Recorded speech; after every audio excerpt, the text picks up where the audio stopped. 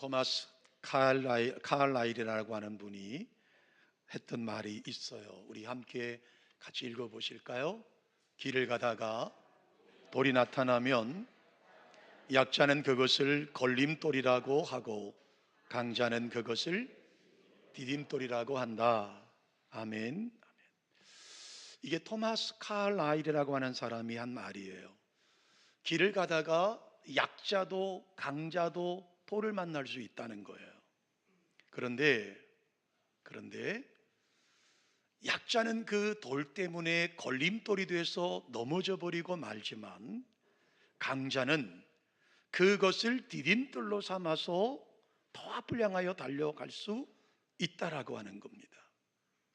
여기서 여러분 약자와 강자의 차이가 무엇이라고 여러분 생각되십니까? 인생길에서 만나는 어려운 일을 걸림돌이라고 생각하는 것과 그것을 디딤돌이라고 생각하는 생각의 차이라고 하는 것이죠. 자, 강자도 약자도 똑같이 돌을 만나요. 똑같이 어려움을 만나요. 그런데 약자는 그것이 걸림돌이 돼서 그만 넘어져 버리고 말아요. 그런데 강자는요, 그것이 난관이 아니라 이 돌을 통해서 대래 디딤돌로 삼아서 더 큰 일을 감당할 수 있다라고 하는 겁니다. 여러분, 우리가 인생을 살아가다 보면 정말 가슴이 철렁 내려앉는 순간들을 끝도 없이 많이 만나지 않습니까? 야, 정말 큰일 났구나. 가슴 한가운데서 정말 절규할 수밖에 없는 일들이 우리 삶에 얼마나 많이 이루어집니까? 이때 우리는 마치 해가 진 뒤에 마치 어둠이 이 땅에 오는 것처럼 그 물밀듯이 밀려오는 두려움이라는 것이 우리 마음에 밀려올 수밖에 없는 것이죠. 그런데 여기서 약자는 그 두려움 때문에 그만 인생을 주저앉고 말아. 그래서 그 어려운 일이 그만 걸림돌이 되어서 그가 더 이상 앞으로 진전하지 못하고 포기하는 경우들이 많아요. 그런데 강자는 그 두려움을 극복하고 앞으로 나아갑니다. 그래서 그 어려운 일이 되레 내 인생의 디딤돌이 되어서 더 큰 일을 감당할 수 있다라고 하는 거예요. 그러면 이 두려움을 처리하는 모습이 왜 이렇게 강자와 약자가 다를까요? 왜 약자는 두려움 앞에서 그것이 걸림돌이 되어서 넘어져 버리고 강자는 똑같은 어려움을 만났는데도 불구하고 그것을 디딤돌로 여길 수 있을까요? 그 차이점이 있어요. 그것은 믿음의 차이라고 하는 거예요.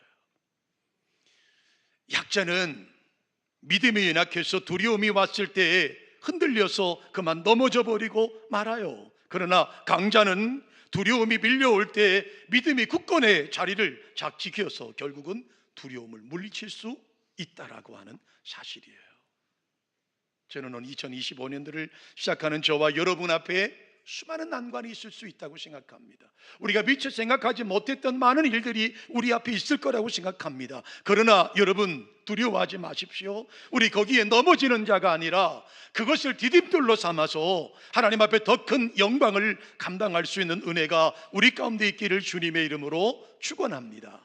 아멘이시죠? 그러면 두려움을 극복할 수 있는 믿음이라는 것이 도대체 뭘까요? 먼저 우리가 믿음을 여러분에게 말씀드리면서 하나 짚고 갈 것이 있어요. 그것이 뭐냐 하면 저를 한번 따라해 보실까요? 믿음은 신념이 아닙니다. 그럼 신념이 뭐예요? 여러분, 나는 할 수 있다 라고 하는 확신하는 것을 말할 때 신념이라고 말해요.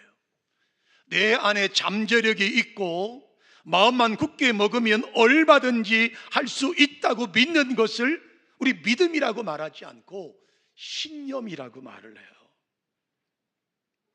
신념은 할 수 없다는 부정적인 사고를 버리고 적극적인 사고를 갖는 것을 우리 믿음이라고 말하지 않아요. 신앙이라고 말하지 않아요. 신념이라고 말해요. 그런데 여러분, 사실 이 신념 가지고 두려움을 극복할 수 없습니다. 신념을 가지고는 이 두려움을 극복할 수 없어요. 신념을 가지고는 내 앞에 놓여 있는 돌을 디딤돌로 만들 수 없어요. 왠지 아십니까? 신념은 사실 강하지가 않습니다. 그렇다면 그 두려움, 우리 앞에 놓여 있는 이 두려움을 극복할 수 있는 것이 무엇일까요? 그것을 바로 믿음이라고 말하고, 그것을 바로 신앙이라고 말하는 겁니다. 전능하신 여호와 하나님을 믿는 참된 신앙, 그 신앙만이 우리 앞에 놓여 있는 두려움을 극복해 줄 수 있다라고 하는 거예요.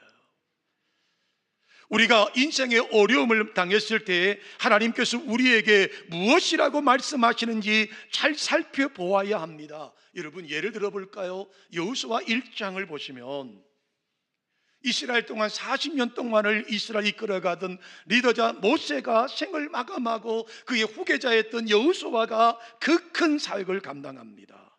그때 여호수아에게 온 것이 뭐냐면 두려움이었어요. 두려움. 내가 내 스승과 모세와 같은 일을 해낼 수 있을까? 이 광야에 40년 이끌어갔던 모세와 같은 일을 내가 해낼 수 있을까? 나는 할 수 없어. 두려움이 왔어요. 그때 하나님께서 여호수아를 찾아오십니다. 그리고 말씀합니다. 강하고 담대하라. 두려워하지 말라고 말씀하십니다. 그러면서 뭐라고 하셨는지 아십니까? 너는 할 수 있어 라고 말씀하지 않으셨어요. 여호수아야, 두려워하지 말아라. 강하고 담대하라. 너는 할 수 있어 라고 말씀하지 않으시고 하나님께서 말씀하신 것이 뭐냐 하면 내가 너와 함께 할 것이다 라고 말씀하셨어요. 너는 할 수 있어가 아니라, 신념을 말한 것이 아니라 내가 너와 함께 하겠다고 하나님이 말씀하신 거예요. 여러분, 이사야 41장을 보시면 하나님께서 이사야를 통해서 이스라엘 백성들에게 예언과 약속의 말씀을 주셔요. 지금 강대국의 위협 속에서 이스라엘 백성들이 두려워 떨고 있습니다. 그 백성들에게 하나님은 이사야를 통해서 말씀하십니다. 두려워하지 마라. 두려워하지 마라. 그리고 이사야 41장 10절 말씀을 이하의 말씀해 보시면 너는 저들과 싸워서 반드시 이길 것이다 라고 말씀하지 않습니다. 하나님께서 이스라엘 백성들에게 두려워하지 마라, 두려워하지 마라, 너희는 반드시 저들과 싸워 이길 것이다 라고 말씀하지 아니하시고 이렇게 말씀하십니다. 두려워하지 마라, 내가 너와 함께 하겠다고 말씀하시는 거예요. 두려워하지 마라. 왜 두려워하지 않아야 하느냐 하면 하나님께서 우리와 함께 하시겠다고 말씀하시는 거예요. 여러분, 이게 신앙입니다. 우리의 인생의 어려운 순간에 나와 함께 하시는 하나님을 바라보는 것, 그분을 의지하는 것, 그분을 기대하는 것이 바로 신앙이라고 말씀해주고 있는 거예요.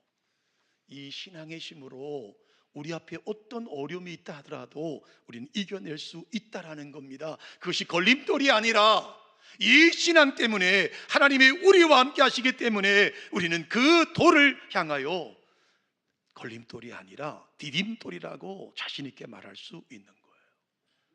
그 대표적인 사람이 모세입니다.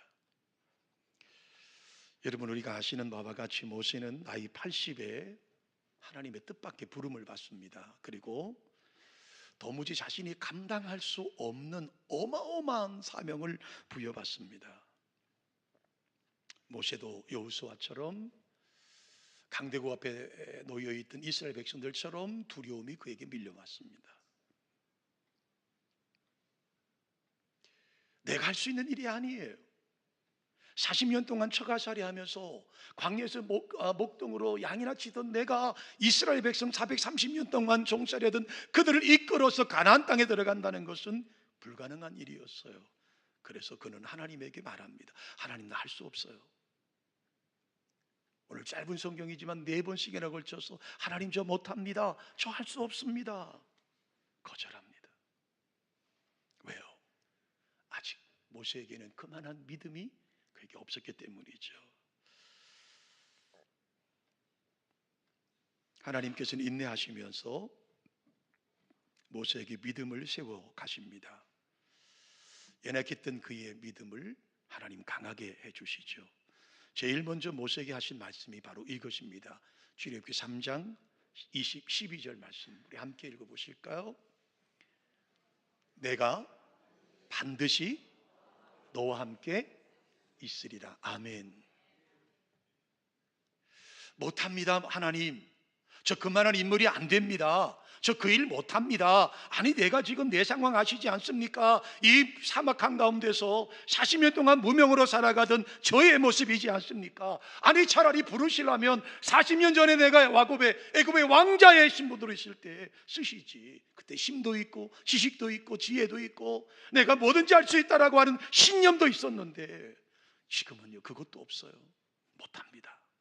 그래서 하나님께 계속 거부할 때 하나님께서 들려주신 말씀이 출애굽기 3장 12절이에요. 모세야, 내가 너와 반드시 함께 있을 거야.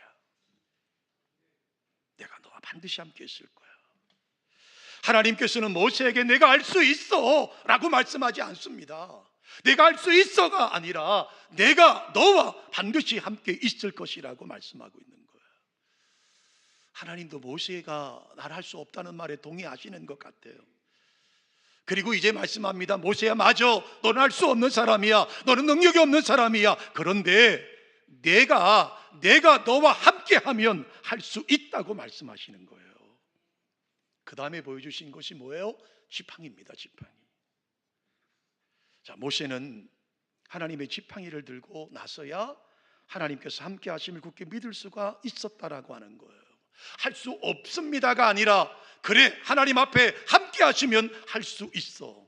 여러분 오늘 본문 20절을 함께 읽어보실까요? 읽습니다. 모세가 그의 아내와 아들들을 나귀 위에 태우고 애굽으로 돌아가는데 그 다음에 보세요. 모세가 하나님의 지팡이를 손에 잡았더라. 할렐루야. 여러분 보세요. 모세가 하나님 앞에 이제 순종합니다. 그리고 무릎을 꿇습니다. 아멘을 받아들입니다. 그리고 나서 그가 보인 장면이 20절의 말씀이에요. 모세가 그의 아내와 아들들을 나귀에 태웁니다. 애굽으로 돌아갑니다. 그런데 모세가 하나님의 지팡이를 손에 잡았더라고 말씀하는 거예요. 다른 여행 때와 다른 차이가 한 가지 있습니다. 그것이 바로 하나님의 지팡이를 잡고 있다라고 하는 겁니다. 자, 그러면 여기서 말씀하고 있는 하나님의 지팡이가 도대체 뭘까요? 자, 바로 본문 앞에 나와 있는 4장 17절을 또 한번 보십시오. 자, 읽습니다. 너는 이 지팡이를 손에 잡고 이것으로 이적을 행할지니라. 여러분, 이 지팡이는 어떤 지팡이입니까? 모세가 들고 있던 지팡이입니다. 하나님께서 그가 던졌던 그 지팡이의 질을, 성분을 바꿔놓으신 지팡이가 아니라 40년 동안 양을 치며 아침에 눈을 뜨면 양을 이끌고 위해서 나갈 때 들었던 그 지팡이, 바로 그 지팡이예요. 그러니까 모세는 늘 들고 다니던 그 지팡이를 다시 잡고 애굽으로 가고 있는 겁니다. 그런데 성경은 그 지팡이를 하나님의 지팡이라고 우리 가운데 소개하고 있는 거예요. 그러니까 모세의 지팡이가 하나님의 지팡이로 변한 것을 우리 가운데 말씀하고 있는 거예요. 그런데 여러분 아십니까? 그 지팡이는 이 재질이 바뀐 게 아닙니다. 그저 흔하디 흔한 광야 어디서나 쉽게 찾을 수 있는 그런 지팡이예요. 기능이 달라진 것도 없습니다. 로봇처럼 자기 스스로 길을 찾아가는 것도 아니고 어두운 밤에 그 지팡이에서 빛이 나와서 길을 안내하는 지팡이도 아니에요. 그저 그가 들고 있었던 지팡이에 불과한 거예요. 달라진 것이 있다면 그 지팡이는 재질도 기능도 똑같은 지팡이임에도 불구하고 하나 달라진 것이 있다면 하나님의 약속이 서려 있는 지팡이로 바뀌었다는 것뿐이에요. 이 지팡이는 이제부터는 하나님이 함께 하시는 상징성을 가지고 있다라고 하는 겁니다. 그러므로 모세가 이 지팡이를 짚고 있는 한, 하나님께서 모세 곁을 떠나지 않으신다라고 하는 약속의 지팡이가 바로 하나님의 지팡이라고 말씀하고 있는 거예요. 우리가 자주 오해하는 것 중에 하나가 마치 우리가 하나님께 던져버렸던 그 지팡이가 다른 마치 금방망이처럼, 도깨비 방망이처럼 뭔가 바뀌었다라고 생각하시는데 그렇지 않습니다. 그가 던졌던 지팡이는, 다시 잡았던 그 지팡이는 별 차이가 없습니다. 재질의 차이가 없다라고 하는 거예요. 마치 이제부터는 마치 도깨비 방망이처럼 그가 휘두를 때마다 하나님의 능력이 나타나는 그런 지팡이가 아니라고 하는 거예요. 우리는 여기에 또 다른 오해를 하죠. 하나님의 은혜를 입으면, 하나님의 은혜가 우리 가운데 임하면 우리는 뭔가 달라질 거라고 기대합니다. 달라지는 게 있던가요? 우리의 의무가 달라집니까? 아닙니다. 달라지지 않습니다. 하나님의 은혜가 우리 가운데 임한다고 하더라도 우리 머리카락 하나 달라지지 않습니다. 우리 얼굴에 기미가 없어지는 것도 아니에요. 우리는 뭔가 하나님으로부터 아주 특별한 무언가를 받을 거라고 생각하는데 우리 모습은 그대로 있습니다. 우리가 하는 이 직업, 우리가 갖고 있는 그런 직업들의 상황도 달라지지 않습니다. 또 전혀 새로운 사람을 만나게 하시지도 않습니다. 그러나 모세가 전에 들었던 그 지팡이를 다시 들었던 것처럼 우리에게 겉으로 보이는 변화는 없습니다만은, 그러나 단 하나, 하나님께서 모세와 함께 하셨던 것처럼, 그 약속 때문에 모세가 지금 하나님의 지팡이를 들었던 것처럼, 비록 우리가 하나님의 은혜를 경험하지만 우리가 달라지는 것은 아무것도 없지 할지라도 우리와 함께 하시는 하나님의 능력이 있음을 고백할 수 있다라고 하는 거예요. 그래서 우리는 자신 있게 고백할 수 있는 겁니다. 그러므로 사랑하는 성도 여러분, 아무리 우리가 대단한 일을 하고 아무리 우리가 위대한 일을 한다 할지라도 우리가 하나님의 지팡이가 아닌 내가 가지고 있는 지팡이를 의지할 때는 여전히 그것은 모세의 지팡이일 수밖에 없어요. 여러분의 직장이 여러분의 힘으로 이끌어 가려고 한다면 그것은 모세의 지팡이일 수밖에 없어요. 그러나 보잘것없는 일을 하고 있다 할지라도 하나님이 우리와 함께 하시면 하나님의 지팡이가 될 수 있는 것이고, 그 무능력했던 지팡이를 들어서 하나님 앞에 위대한 일을 감당할 수가 있다라고 하는 거예요. 그 은혜가 우리 교회에 가득하시기를 주님의 이름으로 축원합니다. 모세는 자기의 지팡이가 하나님의 지팡이가 되는 놀라운 은혜를 경험하지 않습니까? 여러분, 가끔 우리가 재미삼아 마술을 보지 않습니까? 제 기억 속에 가장 이름이 사라지지 않는 사람이 유리 겔라라는 사람이에요. 아마 제 세대에 계셨던 분들은 유리 겔라를 다 기억하실 거예요. 그 장면 중에도 지금도 기억나는 것이요, 그가 여러분 저 중국에 가서 그 만리장성 벽을 통과하는 그 마술을 행한 것을 지금도 잊지를 못해요. 그런데 여러분 아시잖아요, 마술은요 눈속임이에요. 눈속임, 사람을 속이는 거예요. 그래서 마술사들은 우리가 알아듣지 못하는 이상한 요술을 주문을 외우기도 하고, 때로는 콧기름을 바르기도 하고, 때로는 기압을 넣기도 하지 않습니까? 왜요? 눈속임을 하기 위해서예요. 눈속임을 하기 위해서예요. 다 속임수예요. 여러분, 모세의 지팡이가 무슨 마술을 행하는 지팡이라고 오해하시면 안 돼요. 그러면 어떻게 하나님의 지팡이로 변했을까요? 예, 하나님의 은혜지요. 그런데 모세가 한 일이 있어요. 그것이 뭘까요? 자, 다 같이 출애굽기 4장 2절로 3절 우리 화면 보시면서 한 목소리 읽어보실까요? 여호와께서 그에게 이르시되 내 손에 있는 것이 무엇이냐? 그가 이르되 지팡이니이다. 그것을 어떻게 하라고요? 땅에 던지라 라고 말씀하세요. 하나님께서 지팡이를 땅에 던지라고 말씀하셨을 때 모세가 아닙니다, 이거 아무 능력이 없는 지팡이인데 던져서 무엇하겠습니까? 라고 했다면 그 지팡이는 여전히 모세의 지팡이로 남을 수밖에 없었을 거예요. 그런데 순종했습니다. 그리고 땅에 던졌습니다.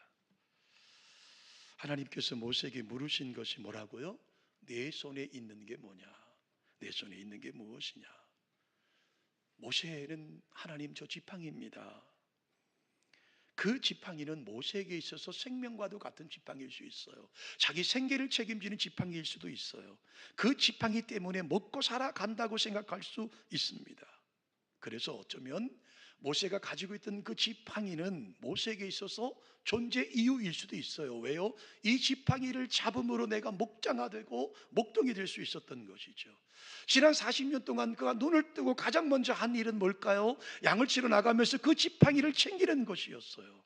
그러므로 지난 40년 동안 이 지팡이를 잡고 살아왔고 지금도 하루하루 살아가는 이유가 바로 이 지팡이를 잡는 것이었어요. 그러므로 그 지팡이는 모세에게 있어서 삶의 보람이었고 기쁨이었습니다. 왜요? 지팡이를 잡는다라고 하는 말은 내가 칠 수 있는 양들이 있다는 얘기 아닙니까? 그 지팡이를 들고 있기에 사람들에게 인정을 받았고 그 지팡이를 들고 있었기에 열매도 얻었던 것도 사실입니다. 기쁨을 누리기도 했습니다. 그런데 하나님은 그 지팡이를 땅에 던지라고 말씀하십니다. 포기하라고 말씀하십니다. 버리라고 말씀하십니다. 이 말씀이 어떤 의미를 가지고 있을까? 해석이 각자 다르시겠지만 저는 이렇게 본문을 해석하고 싶어요. 모세야, 이제부터는 지팡이 때문에 먹고 살았다는 생각을 버렸으면 좋겠어. 그 지팡이 때문에 지금 내가 살고 있다는 생각을 버렸으면 좋겠어. 그 지팡이 때문에 보람과 기쁨을 누린다는 생각을 버렸으면 좋겠어. 하나님께서 오늘도 우리에게 물으시는 게 뭐예요? 내 손에 있는 게 뭐냐? 그것 때문에 내가 먹고 산다라는 생각, 그것 때문에 내가 존재한다고 하는 생각, 그것 때문에 보람과 기쁨을 누린다는 생각, 그것들을 버리라고 말씀하시는 거예요. 그것을 땅에 던지라고 말씀하시는 거예요. 과감하게 내 손에 있던 그 기쁨, 내 보람, 내 직업 하나님 앞에 버리라고 말씀하시는 거예요. 그것 때문에 먹고 산다는 생각, 그것 때문에 존재한다고 하는 생각, 그것 때문에 보람과 기쁨을 누린다는 생각을 버리라고 우리 가운데 말씀하고 있는 거예요. 그러면 하나님께서 그것을 하나님의 지팡이로 변화시켜 주시겠다고 말씀하고 있는 거예요. 그 다음에 두 번째 명령이 뭐지요? 뱀의 꼬리를 잡으라는 겁니다. 자, 모세가 40년 동안 자신이 의지했던 지팡이를 땅에 던졌습니다. 그런데 그 지팡이가 뱀으로 바뀌었다고 성경은 말합니다. 4장 3절 말씀에 보면 그는 그 지팡이, 자신의 몸을 지탱하고 의지했던 지팡이를 피했습니다. 왜요? 뱀이 되었으니까요. 두려웠던 거죠. 그런데 하나님은 뜻밖의 명령을 하십니다. 모세야, 손을 내밀어 그 뱀의 꼬리를 잡으라. 모세는 순종합니다. 두려웠지만 말씀에 따라서 그 뱀의 꼬리를 잡았습니다. 그랬더니 다시 지팡이가 되었습니다. 여러분, 여기서 뱀이 상징하는 것이 뭘까요? 여러분, 바로의 왕, 애굽의 왕 바로가 쓴 왕관의 중심에는 코브라가 있습니다. 뱀이 있습니다. 애굽의 왕은 절대적인 권력을 상징하는 의미로 자신의 왕관 가장 중앙에 코브라, 뱀을 달아놓았습니다. 자, 한 걸음 더 나가서 창세기 3장 15절 말씀을 보면 이 뱀은 사탄을 상징하고 있습니다. 다시 말하면 이 뱀은 하나님의 백성들을 괴롭히는 사탄의 힘을 상징하는 겁니다. 하나님은 지금 모세에게 그리고 저와 여러분에게 그 사탄을 두려워하지 말고 피하지도 말고 잡으라고 말씀하시는 거예요.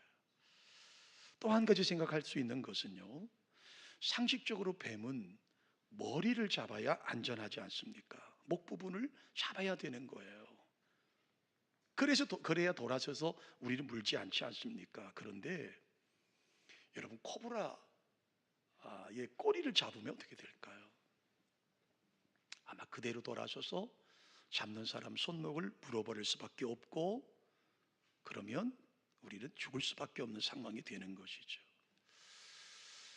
자, 지팡이를 땅에 던지는 것까지는 할 수 있었어요. 그런데 그 코브라라고 하는 뱀을 상징하는 코브라의 꼬리를 잡는 것은요, 그건 결단하지 않으면 할 수 없는 거예요. 마치 10대 소녀였던 마리아가 남편 요셉을 만나서 약혼을 하고 순결세약을 지키는 그 1년 사이에 가브리엘 천사가 찾아옵니다. 그리고 잉태하겠다는 이야기를 전합니다. 그 당시 율법의 관례, 또 율법의 판례대로 하면 그는 수문 앞 광장으로 끌려가서 돌무더기 속에 죽음을 당해야 합니다. 나는 성령으로 잉태된 것을 확신하지만 나와 약혼했던 요셉과 그의 가족들, 이웃들에게는 어떻게 설명할 방법이 없는 것이죠. 그래서 마리아도 두려움에 떱니다. 하나님, 저 못합니다. 아니, 제가 남자를 알지 못하는데 어떻게 임신이 됩니까? 그때 가브리엘 전사가 뭐라고 말하죠? 성령으로 될 것이다. 마지막에 마리아는 어떻게 합니까? 주의 여정이 오니 말씀대로 내게 이루어지기를 원합니다. 그리고 예수 그리스도를 받아들이는 겁니다. 지금 자기가 잡았던 그 지팡이가 뱀이 되어 꿈틀거리는 뱀 앞에 두려워 떨었던 그 모세를 향해서 하나님은 그 꼬리를 잡으라. 그리고 그는 결단합니다. 물리면 물릴 것이라는 각오로 꼬리를 잡죠. 정면 승부를 사탄에게 벌입니다. 그리고 당당하게 꼬리를 잡습니다. 그랬더니 그 뱀이 변하여 다시 지팡이가 되었다고 말씀합니다. 근데 여러분 아십니까? 이때부터 지팡이는 과거의 모세의 지팡이가 아닌 거죠. 그 당당하게 믿음으로 담대하게 믿었던 그 믿음으로 꼬리를 잡았던 그 능력으로 그 지팡이는 이제 하나님의 임재의 상징의 지팡이가 된 것이죠. 하나님께서 오늘 저와 여러분에게 이렇게 말씀하십니다. 앞에 다가선 뱀을 두려워하지 마라, 피하지 마라. 그리고 한 걸음 더 나가셔서 말씀하십니다. 그 뱀의 꼬리를 잡으라. 그 꼬리를 잡으라는 말씀 속에는 무엇이 담겨 있어요? 내가 너와 함께 하겠다. 자, 우리가 4장 20절 아까 우리 읽으셨잖아요. 이 이후에 벌어진 일이에요. 그 지팡이를 손에 잡고 자기의 아내와 자녀들을 야기에 태우고 애굽으로 향해 가는데 그의 손에는 당당하게 하나님의 거룩한 지팡이가 들려 있는 거예요. 이 지팡이는 이제 일반적인 지팡이가 아닌 거죠. 똑같은 재질의 지팡이였고 과거 쓰던 지팡이였지만 이 지팡이를 손에 잡는 순간 하나님이 나와 함께 하신다라고 하는 거룩한 믿음이 그 속에 있었던 것이죠. 사랑하는 드림 가족 여러분, 우리 앞에 올해 어떤 일이 있을지 우리가 어떻게 알겠습니까? 우리 앞에 어떤 어려움이 있을지 어떻게 알겠습니까? 그러나 저는 이 말씀을 준비하면서 여러분에게 담대히 선포합니다. 어떤 어려움이 있다 할지라도 우리는 승리할 것입니다. 어떤 환난이 있다 하더라도 우리는 승리할 것입니다. 왜냐하면 하나님이 약속하신 거예요. 담대하라, 내가 너와 함께 하겠다고 말씀하셨어요. 하나님이 함께 하시면 두려울 게 뭐 있겠습니까? 아멘이시죠? 그래서 우리는 이날 새해 첫날 신년 예배를 드리면서도 감사함으로 드릴 수 있는 거예요. 여러분 보세요. 이 지팡이가 어떤 역할을 합니까? 그 지팡이를 통해서 놀라운 기적들을 행하지 않습니까? 여러분 요단강이 갈라집니다. 땅을 쳤더니 여러분 그 땅이 변해서 어떻게 되죠? 이가 되고요. 수많은 일들을 감당해내고 있지 않습니까? 그러므로 여러분 우리 오늘 하나님 앞에 고백하며 나가기를 소망합니다. 하나님이 우리 교회와 우리와 함께 하시면 어떤 난관도 우리는 믿음으로 이겨낼 것입니다. 2025년도를 이제는 내 모세의 지팡이가 아니라 하나님의 지팡이를 들고 담대히 앞서 나아가는 저와 여러분 되시기를 주님의 이름으로 축원합니다. 고마우신 하나님, 담대함으로 선포합니다.